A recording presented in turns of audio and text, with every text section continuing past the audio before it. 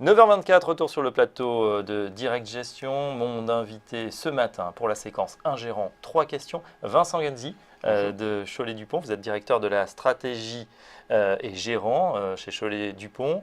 Première question, Monsieur Genzi, présentez-nous votre parcours. Écoutez, moi je suis un homme de marché et de gestion depuis 30 ans. J'ai fait toute ma carrière dans des sociétés de bourse et des sociétés de gestion pour des activités donc de gestion privée. Et je suis depuis 15 ans chez Cholet-Dupont, où je continue donc à exercer mes fonctions de gérant de portefeuille, à la fois du côté institutionnel et privé. Et parallèlement, je suis également donc le directeur de la stratégie et j'anime tous nos comités de réflexion et d'analyse pour définir cette stratégie d'investissement pour tous nos portefeuilles. Alors justement, au sein de Cholet-Dupont Asset Management, vous gérez le fonds CD Amérique Stratégie, un fonds originel dans le sens où vous avez mis en place un système de scoring pour détecter les meilleures actions. Absolument. Notre univers d'investissement sur ce fonds, ce sont les très grandes valeurs américaines, donc plutôt les valeurs du SP100, qui est une réduction du SP500. Des valeurs dont les capitalisations dépassent généralement 20 milliards. Et à l'intérieur donc de cet univers d'investissement, nous sélectionnons nos valeurs en ayant un cœur de portefeuille assez important et en excluant celles qui sont les moins bien notées pour plutôt surpondérer les valeurs que nous considérons les plus attractives. Et ce scoring, nous le faisons de différentes manières. Il y a une approche à la fois fondamentale où on va examiner les ratios de valorisation, la croissance des résultats, également l'activité des analystes, est-ce qu'ils ont tendance à revoir à la hausse ou à la baisse les résultats par action, les tendances de marché, les tendances des valeurs en absolu, en relatif, enfin toute une batterie d'indicateurs à la fois fondamentaux et un peu plus techniques pour noter ces valeurs.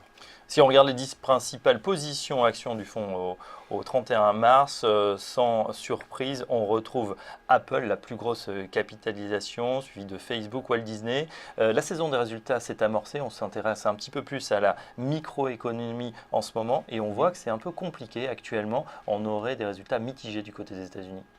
Alors on a des résultats mitigés si on les compare à ceux du trimestre précédent et à ceux de l'année dernière, où on voit effectivement que le rythme de croissance de résultats s'est très infléchi, voire retourné à la baisse. Mais attention, c'est quand même très très lié à des secteurs bien particuliers du marché, que sont le secteur pétrole et gaz, produits de base, et un petit peu également les valeurs de services publics. Donc tout ce complexe-là est très lié à l'évolution du prix des matières premières, dont je n'ai pas besoin de rappeler l'évolution depuis quelques mois.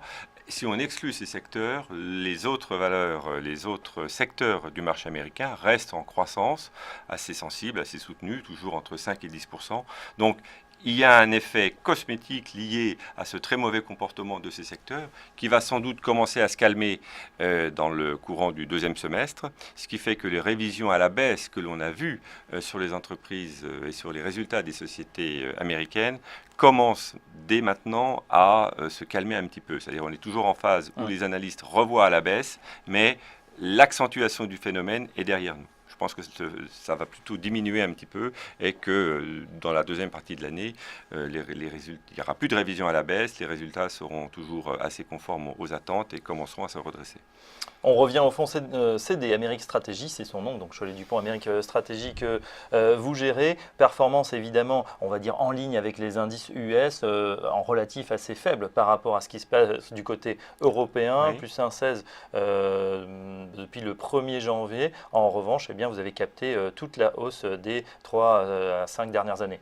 Oui, c'est l'objectif du fonds, de participer à la hausse des marchés américains en se positionnant un peu sur des très grosses valeurs, comme aurait envie de le faire un petit peu des clients particuliers qui veulent se constituer un fonds de portefeuille. Donc c'est comme ça que nous avons construit un peu notre modèle, c'est de trouver des valeurs qui bénéficient de la croissance mondiale, de la croissance américaine, et qui soient un peu moins cycliques ou moins volatiles.